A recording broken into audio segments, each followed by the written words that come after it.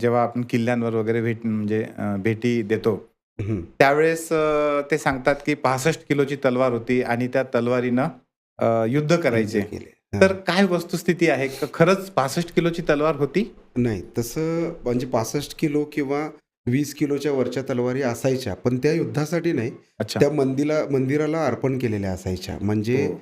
Specifically आता तुम्ही जर आपण जेजुरी बघितलं. हो. जेजुरी गडावरती जी खांडा आहे हो, म्हणतात, हो, म्हणजे हो. ती एक प्रकारातली तलवार आहे. हो. तर ती तलवार जेव्हा एखादा कार्यक्रम असेल, वारा असेल, तेव्हा ती उचलायची, दाताने उचलायची, हाताने उचलायची.